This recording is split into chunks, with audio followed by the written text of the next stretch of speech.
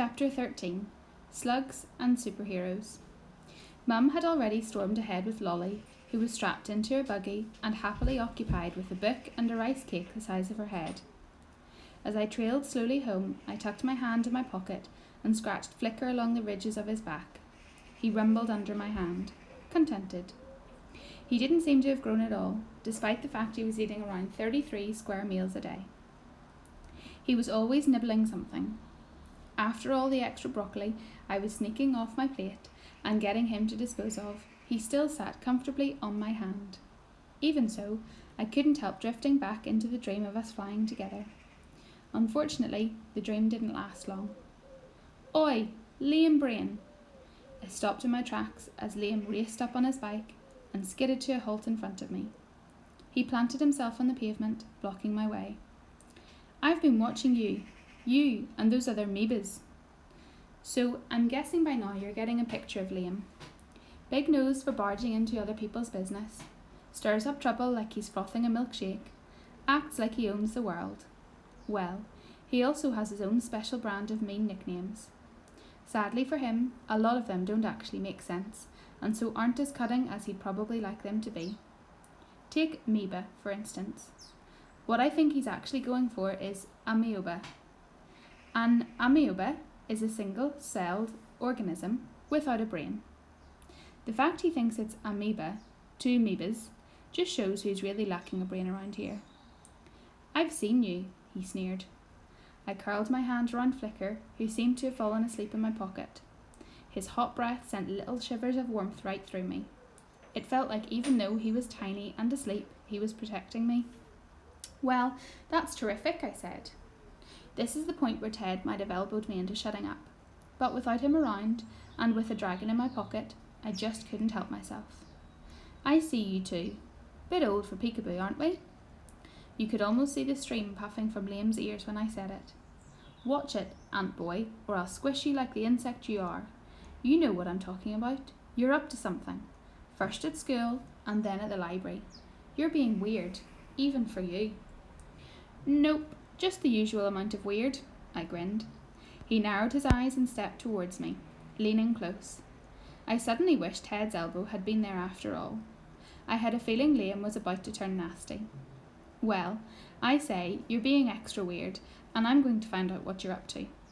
He reached out and shoved me, and I stumbled into a tree. And it'll be easy, 'cause I can smell you coming a mile away, Whiffy. You're stinkier than those stink bombs my brother got me last Christmas.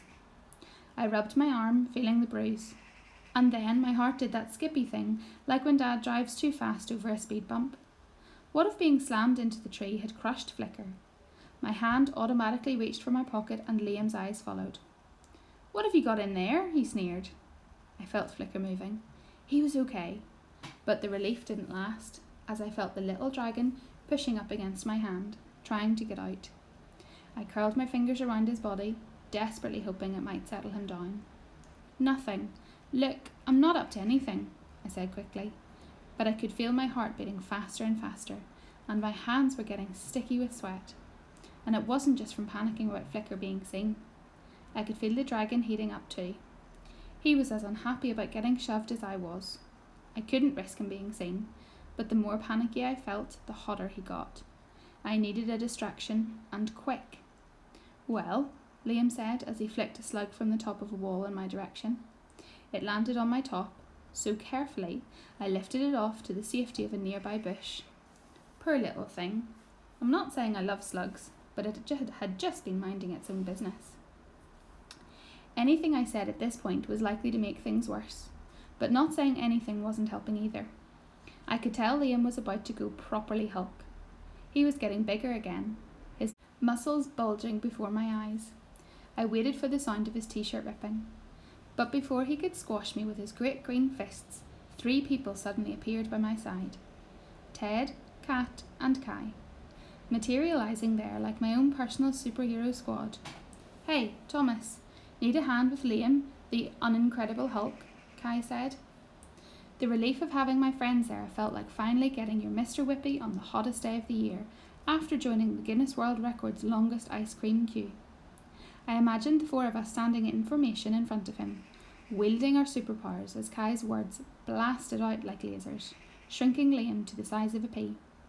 It must have done the trick, because although he kept up the scowl, Liam got on his bike and pedalled off. "You okay, Thomas?" Ted asked once he'd gone. "Yeah, thanks. I'm fine." As I said it, I felt Flicker's heat begin to fade, as if he was too calming down. "What's up with him?" Kai asked, nodding towards the retreating Liam.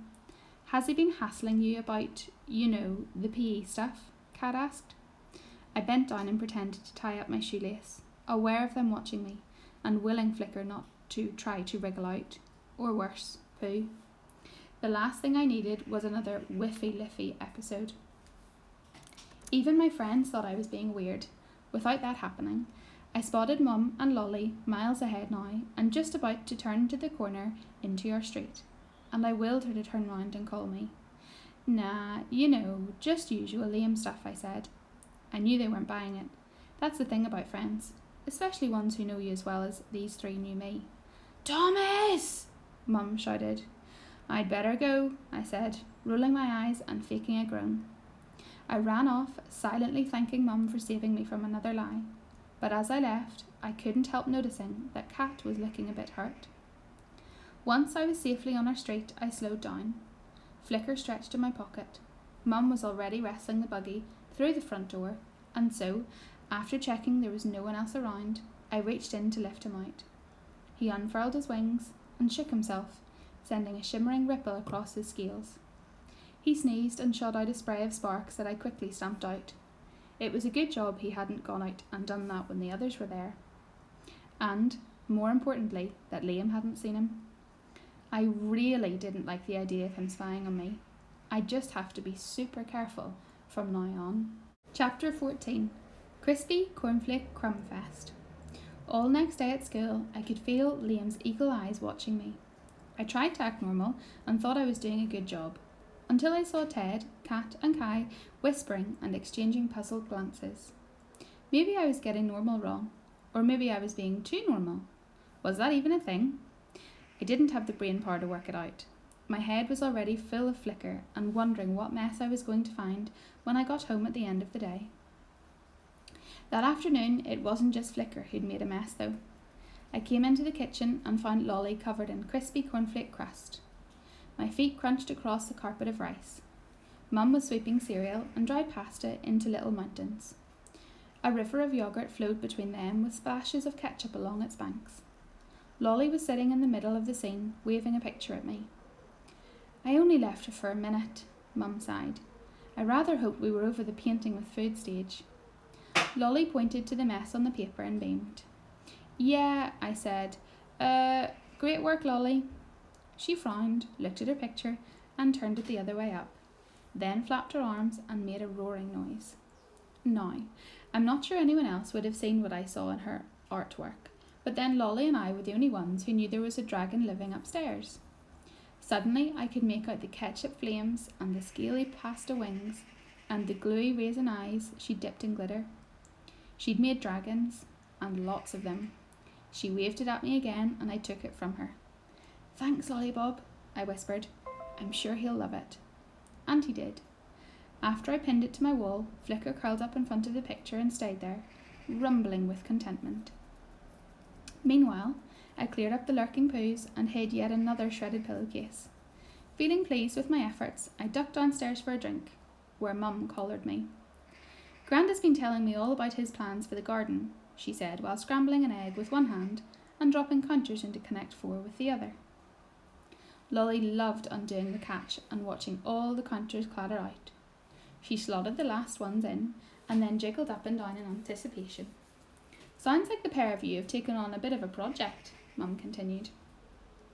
I remembered us walking home the day before and how I'd promised I'd go over today. I smiled awkwardly, a pang of guilt squirming inside my tummy. It was easy to get distracted with Flicker around. "I haven't seen him this fired up like this for ages. It's good." Mum glanced at me for a second.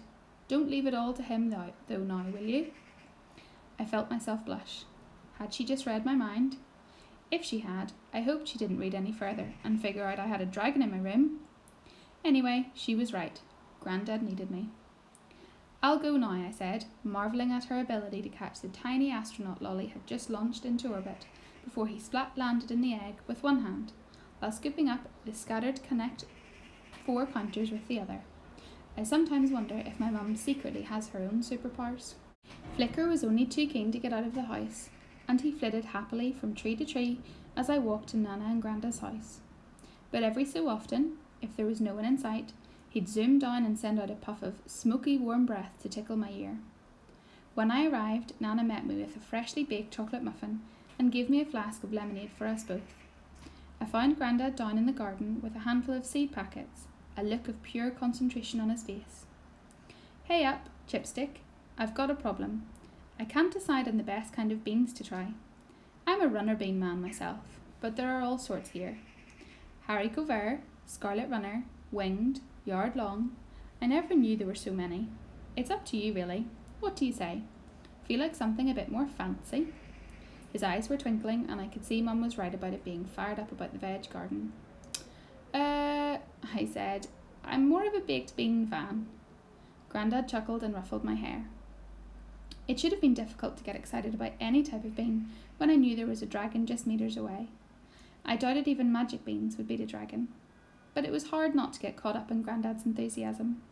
You couldn't help but enjoy yourself with him. And it wasn't just the constant supply of caramel toffees either. Flicker had been happily exploring the hedges and eating his fill of greenery.